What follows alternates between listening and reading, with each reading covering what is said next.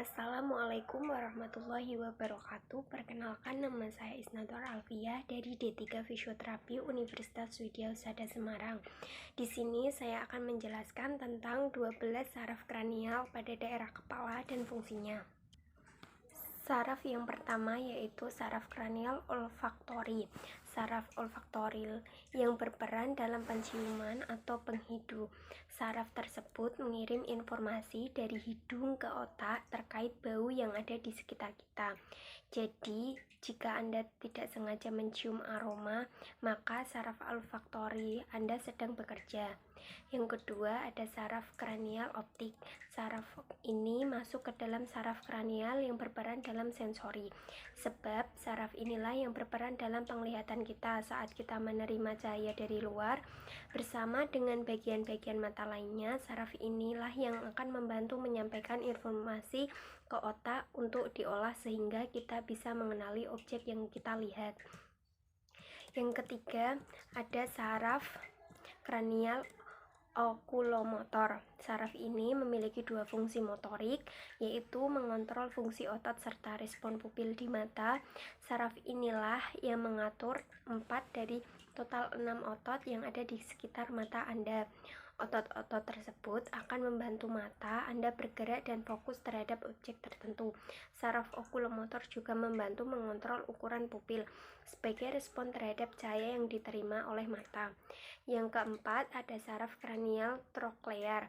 Saraf ini mengontrol otot oblik superior yang berperan untuk menggerakkan bola mata ke bawah atau saat Anda melotot dan kembali seperti semula. Yang kelima, ada saraf kranial trigeminal. Saraf ini adalah saraf kranial terbesar dan memegang kedua fungsi motorik maupun sensorik.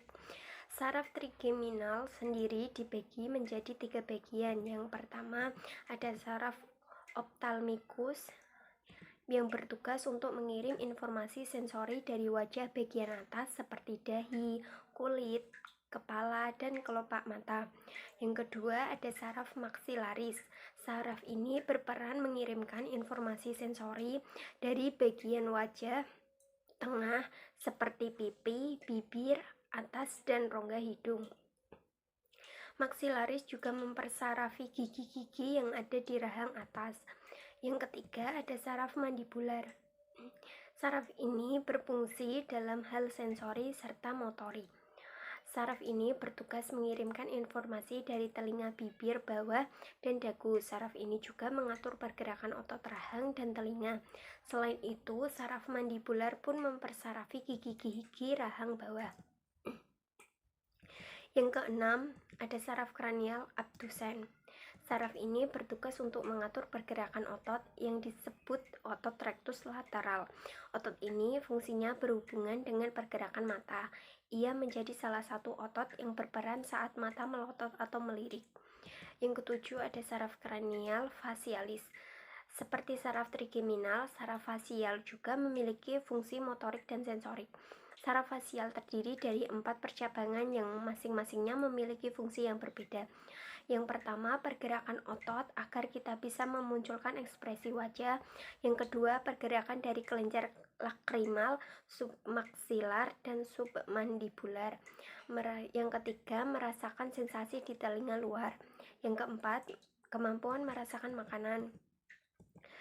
Yang kedelapan, saraf kranial vestibulococlear. Saraf ini berperan dalam pendengaran dan membantu keseimbangan manusia. Saraf ini mengandung 2 komponen. Yang pertama, saraf vestibular yang membantu tubuh merasakan adanya perubahan posisi kepala akibat gaya gravitasi, lalu tubuh akan menggunakan informasi ini untuk tetap berada di posisi seimbang. Yang kedua, ada saraf koklearis yang membantu manusia mendengar serta mendeteksi getaran dari suara. Yang kesembilan, ada saraf glosopharyngeal. Faringeal ini berperan dalam fungsi motorik dan sensorik. Yang saat berperan dalam fungsi sensorik, saraf ini menerima informasi dari tenggorokan, tonsil, telinga tengah, dan lidah bagian belakang. Saraf ini juga berperan untuk merasakan sensasi di lidah bagian belakang. Saat berperan dalam fungsi motorik, saraf ini dapat mengatur pergerakan otot stylofaringeus yang memungkinkan tenggorokan untuk melebar dan memendek. Yang ke-10 ada saraf kranial vagus.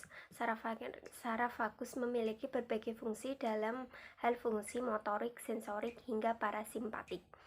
Bagian sensorik dari saraf ini berperan merasakan sensasi dari telinga bagian luar, tenggorokan, jantung, dan organ-organ yang terdapat di perut. Bagian motorik ini berperan sebagai pendukung pergerakan tenggorokan dan langit-langit mulut bagian lunak. Bagian parasimpatik, saraf ini berperan dalam mengatur detak jantung dan mempersarafi otot halus di saluran pernafasan, paru-paru, dan saluran cerna. Yang ke-11 ada saraf kranial aksesorius. Saraf aksesorius berperan untuk mendukung motorik atau pergerakan dari otot leher. Otot inilah yang mengatur otot di leher sehingga kita dapat pergerakan leher sesuai keinginan kita. Yang terakhir yaitu saraf kranial hipoglosus. Saraf ini yang terakhir adalah saraf hipoglosus. Saraf ini berperan untuk tugas motorik saraf, sebab saraf inilah yang mengatur pergerakan otot lidah. Nah, itu adalah 12 macam saraf kranial dan beserta fungsinya. Apabila ada kesalahan dalam penyampaian saya tentang materi 12 saraf kranial pada bagian kepala, mohon dimaafkan.